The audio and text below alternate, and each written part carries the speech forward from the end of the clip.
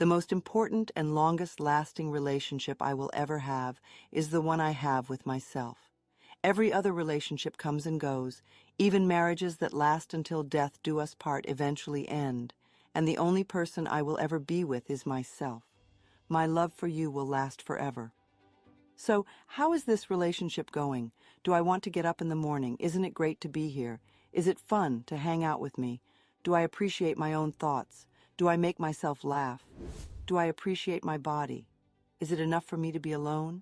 How can I have a good relationship with someone else if I don't have a good relationship with myself? If I don't love myself, I will always be looking for someone to complete me, make me happy, and help me achieve my goals. Being needy is the most effective way to attract a failed relationship. According to author Wayne Dyer, any relationship in which two people become one results in half people. You see, expecting the other person to fix your life or be your better half sets you up for failure. Before you enter a relationship, you should be completely satisfied with yourself. Also, if you are in a relationship with someone who does not love himself or herself, you will never be good enough for someone who is insecure, frustrated, jealous, self-loathing, or resentful. Too often we exhaust ourselves trying to be good enough for partners who have no idea how to accept our love because they don't love themselves. What we attract always reflects the qualities or beliefs we hold about ourselves and our relationships. What others think of us reflects their own limited view of life.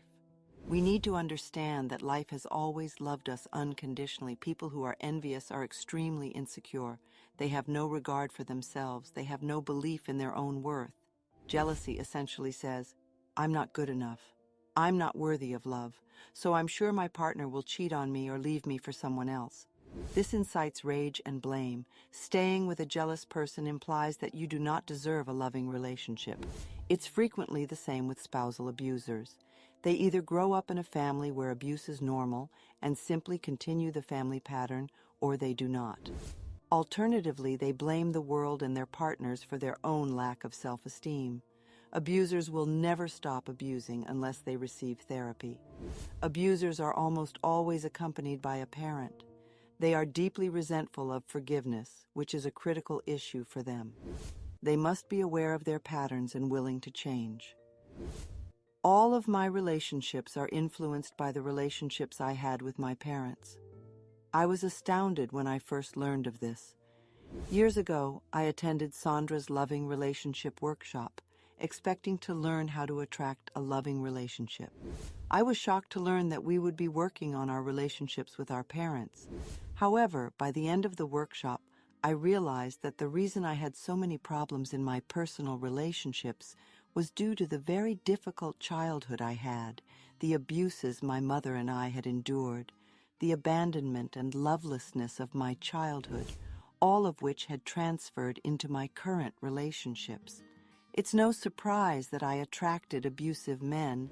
It's no surprise they always abandoned me. It's no surprise that I have always felt unloved and unwanted. It's no surprise that I always seemed to have bosses who terrified me. I was simply putting into practice what I had learned as a child. That was a crucial workshop for me. I let go of a lot of resentment and learned to work on forgiveness. My relationship with myself improved dramatically, and I never again attracted an abusive man. So instead of wasting our time saying men are bad or women are bad, let's take a look at the relationships we had with our parents, or the relationships our parents had with each other. As an example, what are your current grievances against the men and women in your life? Consider how you would react. He never, he always. She never, she always. Men do. Women will not. Is this how your mother or father treated you? Is this how your mother treated your father? Or does this describe your father's treatment of your mother? How was love expressed in your home when you were a child?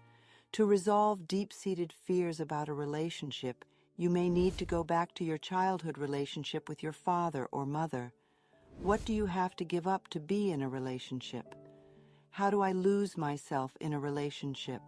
What messages did I receive as a child that led me to believe that relationships are difficult? Confirm your love for yourself. Perhaps you have a difficult time setting boundaries, and people take advantage of you. You could be sending the message that I don't value and respect myself, and that it's okay to abuse and take advantage of me. But this does not have to be the case any longer, because you began today to affirm your love and respect for yourself. Look in the mirror often and tell yourself, I love you. As simple as it appears, this is a very powerful healing affirmation. Your relationships will begin to reflect this love and respect as you grow in self-love. I believe that we all have comfort zones in our interpersonal relationships. These comfort zones develop when we are very young. If our parents treated us with love and respect, we will associate this with being loved. If our parents were unable to treat us with love and respect, as was the case for many of us, we learn to accept this lack of acceptance. In order to meet our needs and feel loved and cared for, we associate being mistreated with being loved. This becomes a pattern for us. As a pattern develops in childhood, it becomes the pattern we use unconsciously in all of our relationships. There is no gender bias in the belief pattern that being treated badly equals love. This type of dysfunctional pattern, I believe, is more prevalent in women. Because women are culturally encouraged to express vulnerability, they are more willing to admit when their lives aren't working. However, this is changing as more men become willing to reconnect with their vulnerability. I open my heart to love, and I am safe, is an affirmation for all of us. We do all of our important work on ourselves. Wanting your mate to change is a subtle form of manipulation, a desire to have power over him or her, and it may even be self-righteousness because it implies that you are superior to him or her. Allow your life partners to be who they want to be and encourage their self-exploration, self-discovery, self-love, self-acceptance, and self-worth. If you are looking for a mate, I recommend making a list of all the qualities you want this person to have, and don't limit yourself to tall, dark, and handsome or cute, blonde, and pretty. Make a list of all the qualities you desire. Then go over this list and see how many of these characteristics you have. Are you willing to invest in developing the ones you don't have? Then ask yourself what it is within you that is denying or delaying this person's attraction to you. Are you willing to change your mind?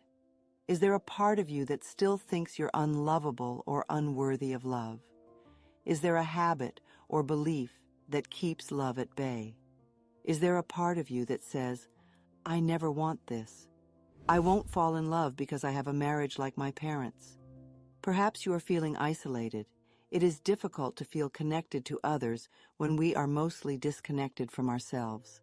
In this case, you should devote some quality time to yourself right now.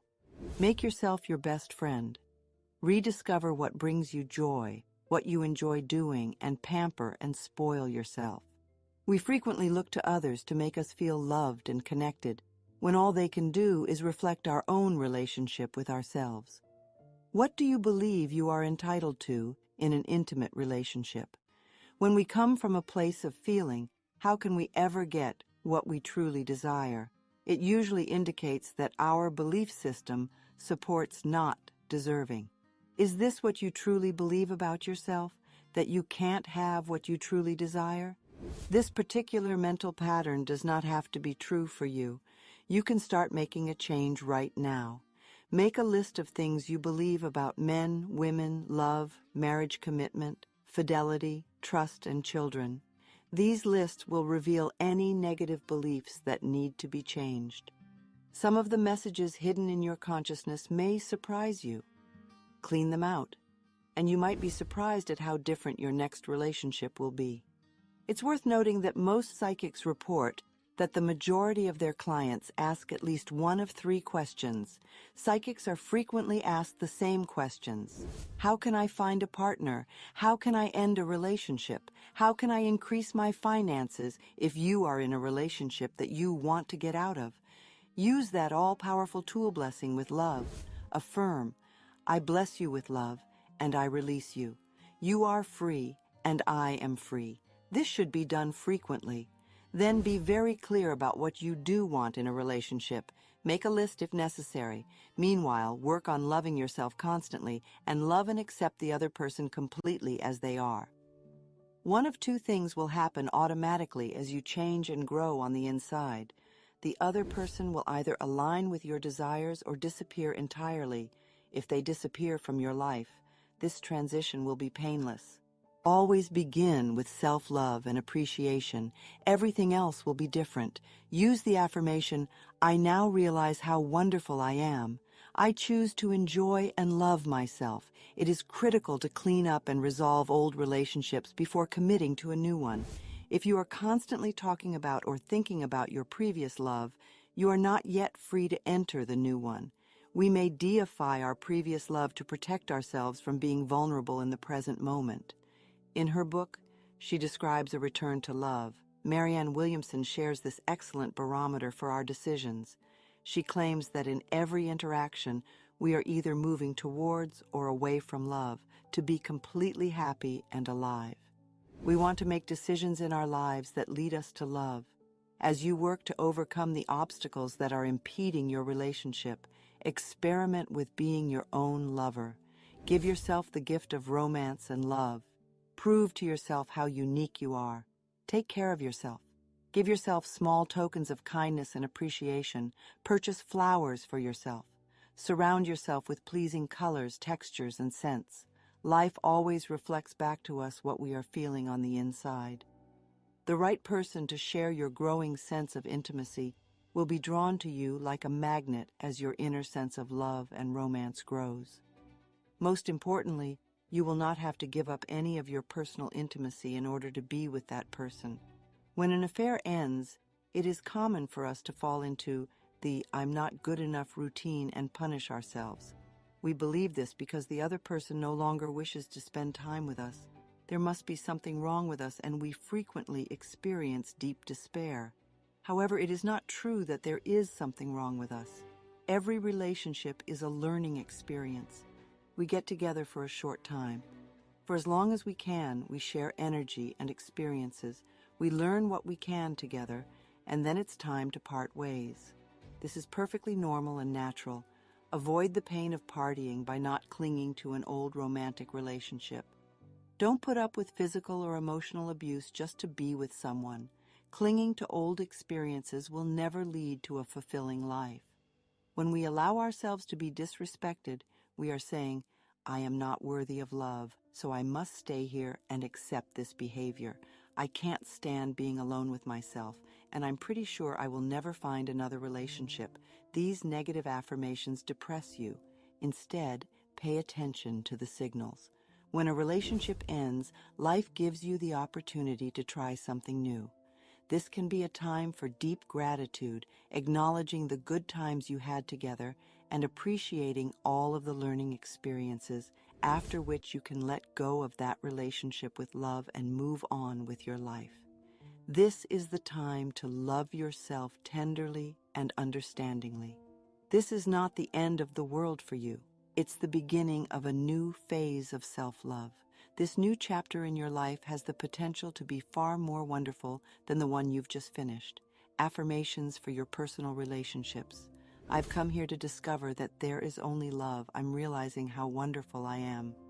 I choose to appreciate and appreciate myself as a magnificent creation of a loving God. I am infinitely loved and accept it now. I am ready and willing to be in a wonderful, loving relationship. By thinking positive, loving thoughts, I establish a loving and supportive relationship. I welcome love into my heart. It is safe for me to express my feelings of love. Everyone gets along with me. There is joy and laughter wherever I go.